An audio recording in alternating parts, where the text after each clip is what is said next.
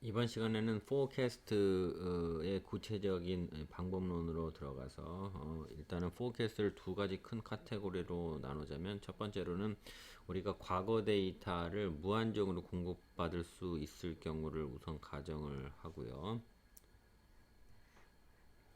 그 다음에는 지금 같은 경우에는 과거 데이터가 무한정, 예를 들면 어제 데이터도 우리가 볼 수 있고 그저께 데이터도 볼 수 있고 무한대로 과거 데이터를 전부 다 볼 수 있는 경우를 일단 스터디를 하고, 그 다음에는 이게 과거 데이터가 예를 들면 과거 10일치만 가능하다든지 20일치만 가능하다는 식으로 해서 finite sample이 있을 경우에 어떤 식으로 forecast 하는지 그렇게 크게 두 가지를 일단 나눠서 살펴보기로 하고, 이번 시간부터 앞으로 몇 시간 정도는 과거 데이터를 무한정으로 관측할 수 있다는 가정하에 논의를 진행을 하겠습니다.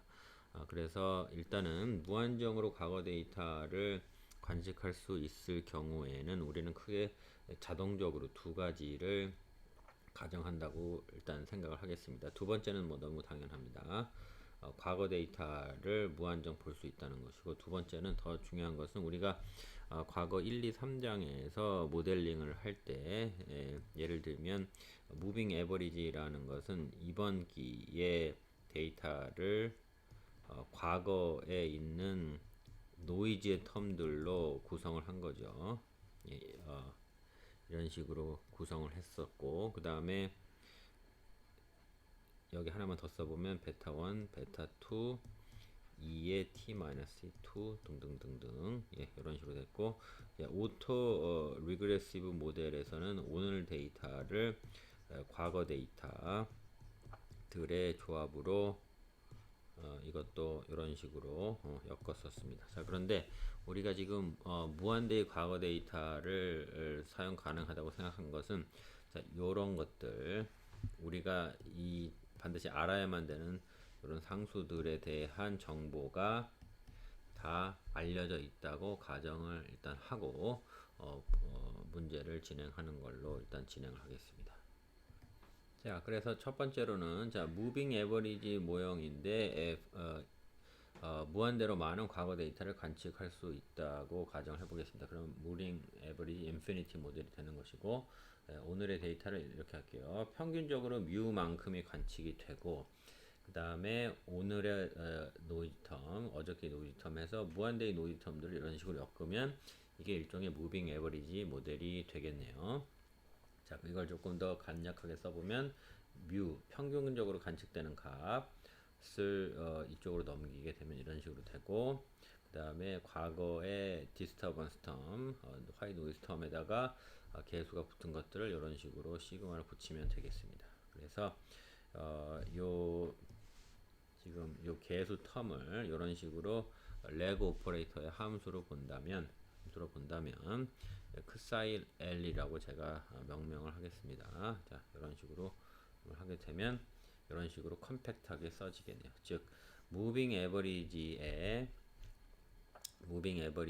무한대의 과거 데이터를 쓰겠다고 한다면 현재 시점의 관측 데이터에서 평균적으로 관측되는 요 값을 빼면, 자, 이것은 아까 가정에 의하면 어떤 것이랑 똑같으냐면 지금 이게 알려져 있다는 겁니다. 이거는 알 수 있다는 겁니다. 예를 들면 이게 주식 가격이라고 한다면 주식 가격의 등락이라고 하게 된다면 뮤는 뭐라고 평상되냐면, 통상적으로 오르는 날도 있고 내리는 날도 있겠지만 그렇다면 평균적으로 0% 아니겠느냐, 뭐 이런 식으로 데이터를 정할 수 있다는 거고, 그것은 알려져 있다고 일단 가정을 하겠습니다.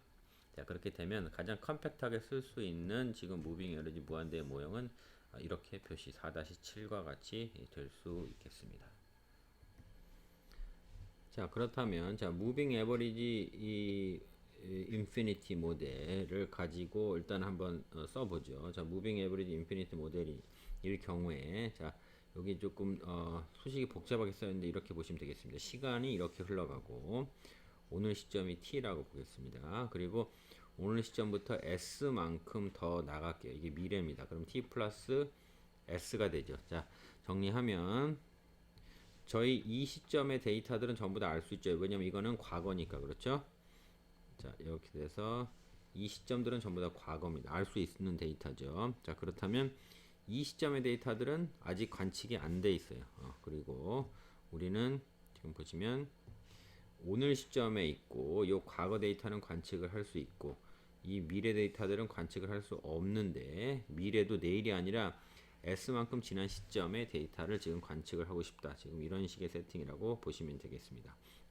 자, 그렇게 되면 오늘 날짜에서 S만큼 더 나간 날짜의 미래를 예측을 하고 싶은데 그 미래는 어떤 식으로 표시가 되냐면 우리가 Moving Average Infinity를 가정을 한다면 아까 세팅에서 평균적으로 이만큼을 취할 것이고 그 다음에 우리는 지금 이 날짜를 관심이 있어 하니까 그 시점에 디스터번스 텀 그 다음에 거기서 하루만큼 과거 하지만 여전히 미래죠. 여기 정도 되겠네요. 그 다음에 이틀만큼 과거 등등등등 해서 여기까지 하면 지금 여기까지 온 것이고요. 그 다음에 이게 오늘 날짜죠. 오늘 날짜. 그 다음에 어저께, 그저께 이런 식으로 해서 무한대까지 쭉 가게 됩니다. 자, 그렇게 되면 자, 이제는 이것은 미래의 값이기 때문에 우리는 지금 알 수 없고 오로지 기대값만 예상을 해볼 수 있겠습니다. 기대값. 자, 그러면 미래의 t 플러스 s 시점에서의 기대값은 어떻게 추정이 되냐면 자, 요건 상수니까 기대값 취해도 그냥 나오고 그 다음에 지금 여기 있는 요것들은 전부 다 요 데이터들은 자, 여기 있는 이 데이터들은 전부 다 미래값입니다. 무슨 얘기냐면 지금 여기에 해당하는 겁니다. 이것은 기대값을 취하면 결국에 뭐가 됩니까? white noise의 특성상 이게 white noise라면 이게 만약에 white noise라면 우리가 과거에 배웠던 공식들에 의하면 white noise는 기대값이 얼마입니까? 기대값은 0이고 그 다음에 white noise들끼리 관련돼 있지 않고 white noise의 예를 들면 분산은 예를 들면 어떤 특정한 시그마 제곱값을 갖는다. 자, 이런 식으로 정의를 돼 있었습니다. 우리 3장에서 배웠었죠. 자, 그래서 white noise가 미래값을 취하게 되면 기대값이 전부 다 0이기 때문에 이것은 전부 다 날라갑니다. 없어요. 우리는 미래에 어떤 식의 예측하지 못한 일이 일어날지는 모르니까 그냥 simply 그런 일은 0으로 예상을 하고 자, expectation을 취했는데 이 과거에 있는 white noise들은 0이 아닙니다. 주의하셔야 됩니다. 이거는 왜 0이 아닐까요? 자, 이것은 이 과거의 화이트 노이즈들은 왜 0이 아니냐면 이것은 이미 관측이 리얼라이즈 된 겁니다. 이것은 미래에 있는 화이트 노이즈들은 우리가 볼 수 없기 때문에 그냥 아쉽지만 잘 모르겠으니까 0으로 놓은 것이고 이것은 과거 일어난 일이기 때문에 우리가 데이터를 추적을 해보면 알 수가 있습니다. 노이즈가 얼마였는지. 그러니까 이것은 익스펙테이션을 취해도 사라지지 않습니다. 그렇죠?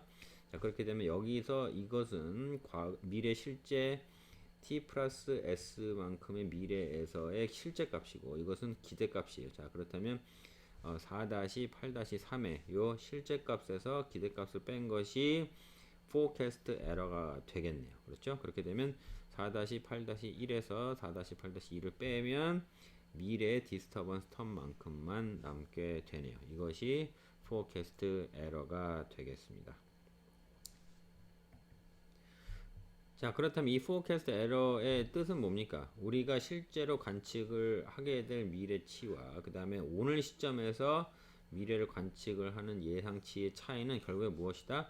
미래에 일어나는 t 플러스 s기 그 다음에 그거보다 하루 과거, 이틀 과거 등등등 해서 내일까지의 우리가 예상할 수 없었던 일들의 그냥 총합이다라는 것이네요. 별로 특별히 많은 의미를 두기는 어렵겠습니다. 다시 말씀드리면 오늘 내가 t를 살고 있고 t 플러스 s기의 어떤 데이터를 예측을 하고 싶다면 그러면 내가 실제로 t 플러스 s기의 관측을 할 수 있는 데이터와 오늘 시점에서 내가 예상해 본 것과의 차이는 무엇이다? 오늘과 미래 시점에 많은 일어나는 일들 중에 예상할 수 없는 일이 계속 일어나겠죠. 그래서 그 예상할 수 없는 계속 일어나는 일들을 그냥 더한 것에 불과하다. 이렇게 표시가 되겠습니다.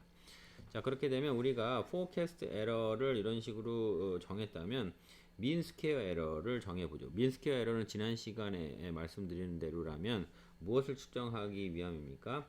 우리가 예측을 했다는 것은 당연히 오차가 있을 수밖에 없습니다. 그런데 그 오차를 정확하게 재보자는 거죠. 그렇게 되면 민 스퀘어 에러의 정의는 이렇게 됩니다. 실제 관측치, 미래 관측치와 우리가 지금 시점에서 예상하는 예상치의 차이를 구해서 제곱을 합니다. 자, 그렇게 되면 자, 여기서 4-8-3에서 이 차이를 구했으니까 이것을 그대로 대입을 하게 되면 자, 하게 되면 마지막 단같이 이런 식으로 도출이 되겠습니다. 자, 여러분 보시면 뭐 고등학교나 중학교 때 배우신 걸로 살펴보시면 예를 들면 a 더하기 b 더하기 뭐 c의 제곱 이렇게 하게 되면 각각의 항을 전부 다 제곱을 한 다음에 쭉 한 다음에 뭘 더합니까? 이렇게 두 개씩 엮어가지고 이런 식으로 더해서 표시하시는 것을 보실 수 있으셨을 거예요. 그러니까 뭐냐면 여기서도 똑같은 겁니다. 지금 민스퀘어 에러가 이런 텀들의 제곱이니까 각각의 텀들을 제곱을 하면 어떻게 되죠? 예를 들면 2의 t 플러스 s의 제곱 하나 나오고 그렇죠? 2의 t 플러스 s 마이너스 1의 그 다음에 베타 t 플러스 s 마이너스 요건 상수니까의 제곱하고 이런 식으로 계속 제곱 텀이 일단 나가겠네요. 제가 지금 이거 하고 있습니다. 지금 그런 것들 다 더하게 되면 자 이렇게 되면 이거 얼마입니까? y 노이즈의 정의에 따라서 이것은 각각의 y 노이즈는 분산이 시그마 제곱이니까 여기는 베타는 상수니까 앞으로 나오고 베타 어쩌고의 제곱하고 그 다음에 expectation 2의 t 플러스 s 마이너스 1의 제곱인데 이것도 역시 시그마의 제곱이니까 결과적으로 하면 시그마의 제곱이 다 앞으로 나오고 그 앞에 있는 개수들을 전부 다 제곱한 것을 합치면 되겠네요. 자, 그렇게 되면 궁금한 것은 자, 이건 어떻게 됩니까? 각 항들을 두 개씩 묶어 가지고 2를 곱한 것은 왜 제가 표시를 안 했냐면 화이트 노이즈의 정의에 따라서 내가 이런 화이트 노이즈가 있고 저런 화이트 노이즈가 있으면 이것은 서로 관련이 없다기 때문에 어떤 두 개를 엮어도 전부 다 0이기 때문에 이것은 그냥 없어지고 민 스퀘어 에러 내가 만약에 무빙 에버리지 무한대 모델을 썼을 때 어떤 미래의 관측치를 예측을 하게 되면 그런 관측치는 그냥 심플리 이렇게 예상이 될 것이고 그래서 오차는 이만큼 날 것이고 그래서 그 오차들을 조금 정리를 하다 보면 자, 이런 식으로 정리가 된다는 겁니다. 예측을 했을 때 최소값은 이렇게 민 스퀘어는 이렇게 식으로 된다. 즉 화이트 노이즈가 어느 정도의 분산이 있는지를 확인이 되고 그 다음에 각각의 무빙 에버리지니까 이런 식으로 화이트 노이즈 텀들이 쭉 있을 텐데 그 앞에 있는 개수들이 있겠죠. 그 개수들을 제곱해서 더한 것들을 곱한 것과 같다. 자, 그럼 제가 질문 하나 하겠습니다. 자, 이게 제가 아까 말씀드렸을 때 오늘이 t고 t 플러스 s라고 말씀드렸는데 이게 미래가 더 커질수록 t 플러스 large s 이런 식으로 될수록 우리의 예측 오차는 더 커질까요? 작아질까요? 더 커집니다. 왜냐면 여기 있는 베타들이 점점 늘어나니까 제곱을 곱하기 때문에 음수는 있을 수 없고 여기 있는 베타들이 점점 늘어나니까 먼 미래를 예측할수록 우리의 예측치와 그 다음에 실제 관측치는 더 많은 오차를 발생시킬 것이다. 그렇게 예상이 됩니다. 자, 그러면 우리가 이런 식으로 해서 무빙 에버리지 인피니티 모델을 가지고 익스펙테이션을 4-8에서 구한 것과 같이 우리가 예측할 수 있는 걸 정했는데요. 그게 우리가 지난 시간에 말씀드렸던 리니어 프로젝션인지를 한번 살펴보겠습니다. 어떤 관측값이 리니어 프로젝션이 되려면 어떻게 형성이 돼야 되냐면 내가 어떤 미래 실제 관측하는 값이 있고 그것을 우리가 예상하는 예상치를 한번 expectation으로 표시를 해보겠습니다. 그러면 거기다가 실제 관측치를 한 번 더 곱해서 expectation을 취하면 이게 얼마가 되면 0이 된다는 것은 이 expectation 요것이 리니어 프로젝션이라는 뜻이고 리니어 프로젝션의 좋은 점은 뭔가요? 이게 민 스퀘어 에러를 최소화하기 때문에 우리가 다르게 포캐스트 할 수도 있지만 이렇게 포캐스트 하는 것이 예측 오차를 그나마 제일 줄일 수 있다라는 것이고, 우리가 지금 무빙 에버리지 인피니티 모델을 가지고 익스펙테이션을 구했는데 그 익스펙테이션은 지금 4-8-2처럼 이런 식으로 되어 있습니다. 그런데 저희가 아직 이것이 리니어 프로젝션인지는 증명을 안 했죠. 리니어 프로젝션인지 아닌지 모릅니다. 그냥 우리는 그것으로 우리의 기대값을 설정을 할 수밖에 없다는 것까지만 공부를 한 것이고, 이게 리니어 프로젝션에 해당하는지, 즉 이런 식의 만족을 하는지는 진짜로 그런지 살펴봐야 됩니다. 살펴보겠습니다. 여기서 보면 익스펙테이션과 실제 관측치 차이가 요것이고, 그 다음에 실제 관측치를 곱해서 익스펙테이션 취했습니다. 그렇게 되면 자, 요 부분은 4-8-2에 의해서 요렇게 나오고요. 이렇게 나오고, 그 뒤에 요것을 또 한번 곱하겠습니다. 자, 그렇게 되면 자, 요게 하나씩 이렇게 들어가죠. 이렇게 들어가면 자, 요것과 요것이 붙어서 이런 식으로 되고, 이것과 이것이 붙어서 이런 식으로 되고 등등등등 될 것입니다. 자, 그렇게 되면 결과적으로 제가 여기다 빨간색으로 정해놨는데, 미래 어떤 시점의 화이트 노이즈와 그 시점에서의 관측치들과는 관련이 있다 없다. 화이트 노이즈는 실제 관측치들과는 관련이 없다는 가정하에 이것들 전부 다 0입니다. 그래서 이것은 결과적으로 0이 되고, 그렇게 되면 이 익스펙테이션, 우리가 가지고 있는 이 익스펙테이션 어떻게 구했습니까?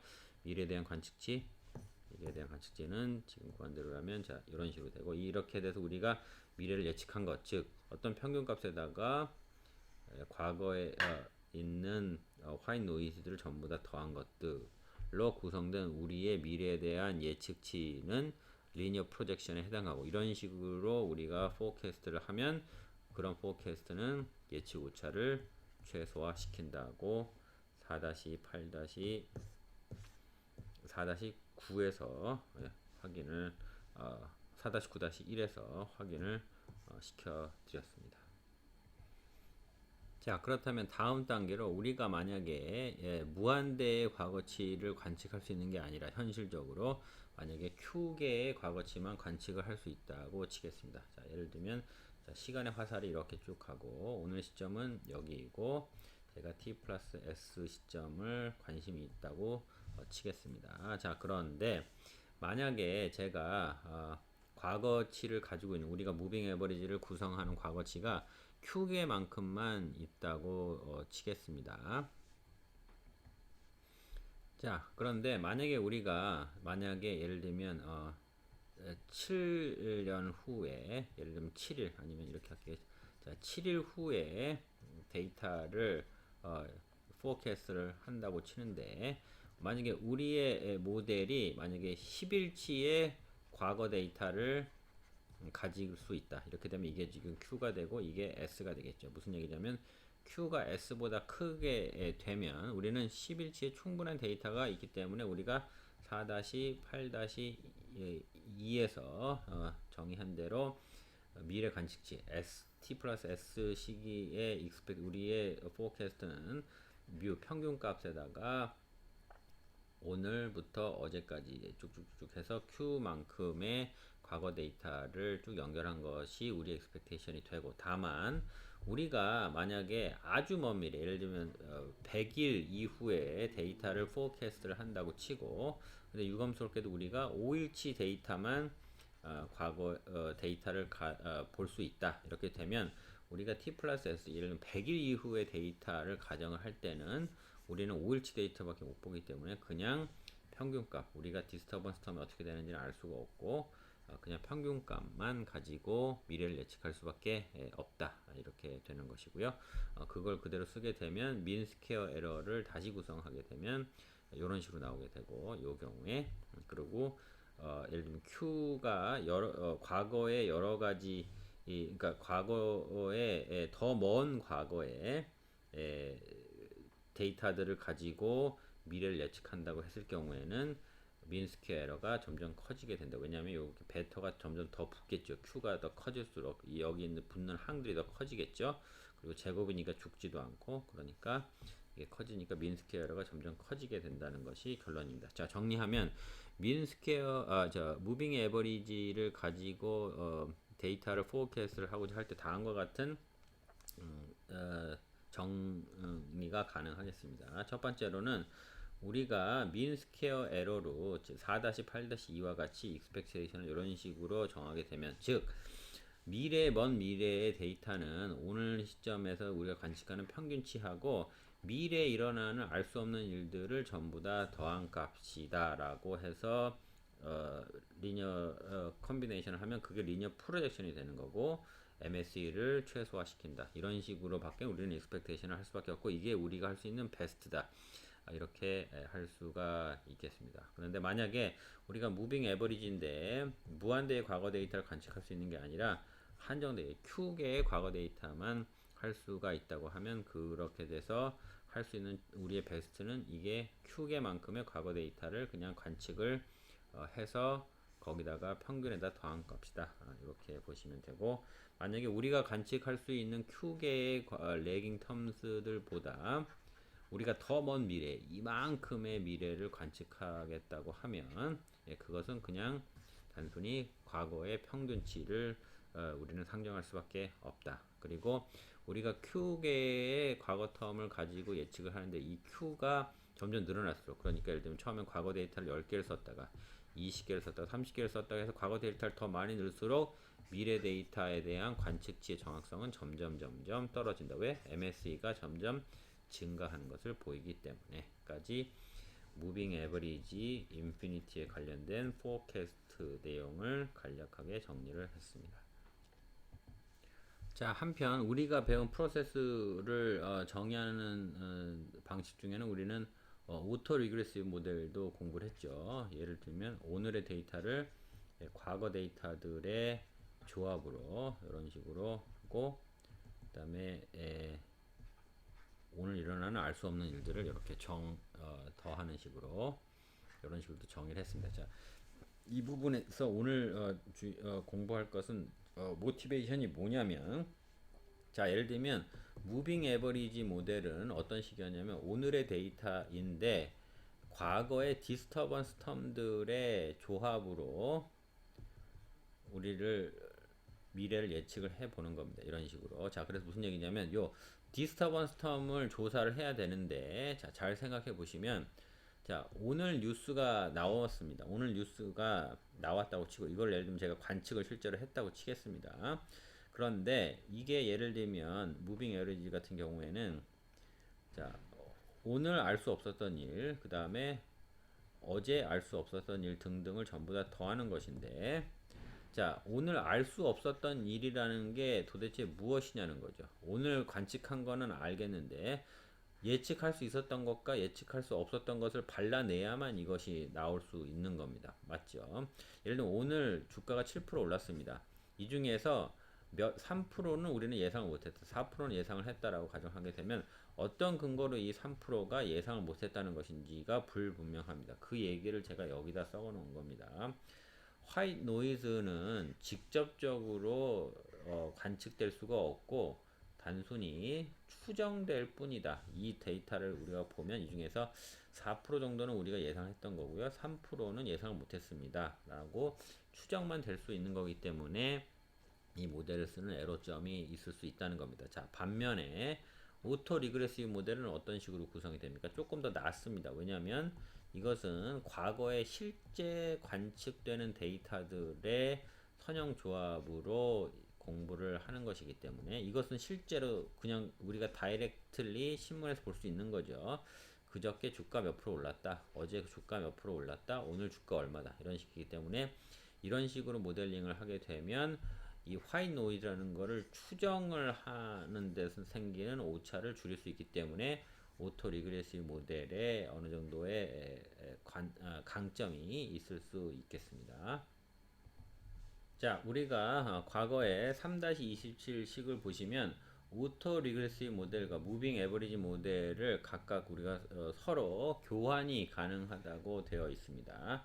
자, 그러면 무빙 에버리지 모델을 자, 이런 식으로 한번 써 볼게요. 자, 요렇게 돼서 자, 베타의 L이라고 되어 있는 거는 지금 그 과거 데이터들에 대해서 쭉 폴리노미얼로 이런 식으로 연관이 되어 있는 것들이고, 자, 오토 리그레시브 모델은 비슷한 식으로 이런 식으로 한번 세팅을 해 보겠습니다. 자, 그렇게 되면 오토 리그레시브 원 모델은 이런 식으로 되고 무빙 에버리지 모델이 이런 식으로 한정이 된다고 하고, 두 개를 만약에 바꿔 쓸 수 있다고 하면 어떻게 쓰면 될까요? 자, 무빙 에버리지 모델이 xt-뮤를 베타의 L의 2의 t라고 한번 세팅을 해보고, 그 다음에 우리가 이게 지금 MA를 가정한 거죠. 자, 오토 리그레시브 모델을 이런 식으로 가정을 해볼게요. 알파의 L하고 x의 t 마이너스 뮤를 2t라고 하면 이게 지금 AR을 모델을 맞게 쓴 게 맞습니까? 한번 해볼 수 있을까요? 자, 그럼 이렇게 해볼게요. 이걸 아예 풀어서 한번 예를 들어 보겠습니다. 1 플러스 알파에 그 다음에 xt 마이너스 뮤는 2t라고 하게 되면, 자, 이것도 풀게 되면 xt에 그 다음에 여기 l이 들어가겠죠. 그 다음에 알파에 l에 xt 나오고, 그 다음에 마이너스 뮤에 1 플러스 알파의 l이 될 것이고, 이것이 2t가 될 것입니다. 이거 정리하면 x의 t는, 이걸 마이너스로 하면 조금 더 잘 보이겠네요. x의 t는 알파의 l에 x의 t 하고, 그 다음에 마이너스 뮤에 1 마이너스 알파의 L 플러스 2t가 될 것이고, 이거 마지막으로 정리하면 x의 t는 요게 뭡니까? 알파의 x의 t 마이너스 1이죠. 그 다음에 플러스 2t 하고 어떤 상수 뮤1입니다. 요것이 이렇게 되면 x의 t, 오늘 데이터를 과거의 하루치를 가지고 디스터번스 텀하고 상수가 있는 걸로 하니까 이것은 AR1 모델이 된다고 볼 수 있겠네요. 그렇죠? 그러니까 AR1 모델을 이렇게 쓸 수 있습니다.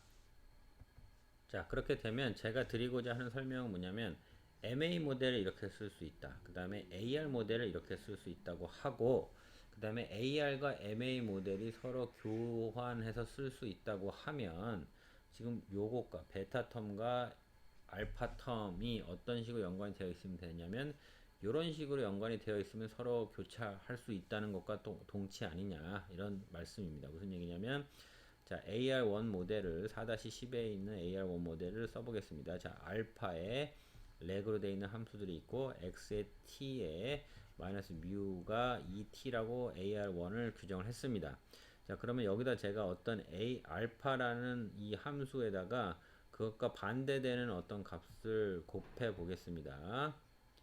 이거 곱하고 알파를 곱하게 되고 x의 t 마이너스 뮤 하게 되면 알파에 마이너스 1에 2t가 되는 거겠죠. 그렇게 되면 지금 요것과 요것을 양변에 곱했으니까 이렇게 이게 죽고 남게 되면 x의 t 마이너스 뮤는 알파의 마이너스 1에 l하고 2t가 되니까, 만약에 이게 무빙 에버리지랑 같다고 하면 베타 L과 요것과 같으면 되겠네요. 그렇죠? 그러니까 무빙 에버리지랑 AR 모델을 섞어서, 그러니까 익스체인저블리 쓰겠다고 우리가 세팅을 하게 되면 알파랑 베타가 이런 식의 관계가 된다고 우리가 가정을 해도 되겠습니다. 자, 그러면 이 부분부터 시작해서 실제 AR과 MA를 한번 섞어서 써보겠습니다. 자, 오토 리그레시브 모델. 자, 근데 이거 왜 섞어서 쓰는 거죠? 아까 말씀드린 처음에 우리 시발점이 뭡니까? 지금 이 부분 때문에 그렇습니다. 우리가 화이트 노이즈를 주로 사용하는 무빙 에버리지 모델을 쓰려다 보니까 이 화이트 노이즈들은 직접 관측되는 게 아니라 추론만 되기 때문에 오차가 있을 수 있다는 겁니다. 그러니까 우리는 이렇게 됐을 때 이것을 어떤 식으로 바꾸면 더 좋은 경우가 있다는 겁니까? 오토 리그레시브 모델로 바꾸게 되면 이것은 추론이 필요한 화이트 노이즈들을 주로 다루지 않고 과거치들을 주로 실제 관측이 가능한 directly observable 한 과거치들을 가지고 계산을 하기 때문에 이것이 더 낫다면, 우리가 만약에 무빙 에버리지 모델을 가지고 있다면 AR로 바꾼 다음에 계산을 하면 조금 더 정확한 계산이 나오는 경우가 있지 않느냐 해서 지금 MA 모델을 AR 모델로 트랜스퍼하는 욕구를 갖게 되는 거고, 이 부분에서 실제로 그 트랜스퍼를 어떻게 하는지를 공부한다고 보시면 되겠습니다. 자, 그렇게 되면 자, 일단 오토 리그레시브 모델 이런 식으로 세팅을 해보겠습니다. P개만큼을 가지고 있어요. 정리하면 상수 텀 하나 있고, 현재 디스터번스 텀 있고, 그 다음에 P개의 과거치 관측 데이터 있습니다. 그렇게 되면 이 관측이 된 ARP 모델을 이런 식으로 넘겨 쓸 수 있습니다. 이거 나중에 하나씩 이거 풀어보시면 이렇게 되는 걸 보일 수 있고요. 다만 여기 있는 상수 텀이 새로운 상수 텀으로 이런 식으로 재정의를 하게 되면 이런 식으로 바뀌는 것을 아실 수가 있을 겁니다. 그렇게 되면 자, 여기서 1 마이너스 알파 1 알파 2 이런 식으로 해서 요렇게 제가 회색으로 표시한 부분을 다항식이라고, 알파 L이라는 다항식으로 제가 크게 쓰게 된다면 요렇게 쓴 것이 이런 식으로 바뀌겠네요. 그렇죠? 이런 식으로 바뀌게 되고, 그리고 만약에 베타 L을 어떤 식으로 잡냐면 제가 일부러 이렇게 잡을 겁니다. 베타 L이 알파의 어떤 마이너스 1이라는 이런 오퍼레이션을 한 것이 베타 L이라고 가정을 하고, 베타 L이 이렇게 표시가 될 수 있다면 이것을 우리가 어디다 써먹을 것이냐면, 이게 지금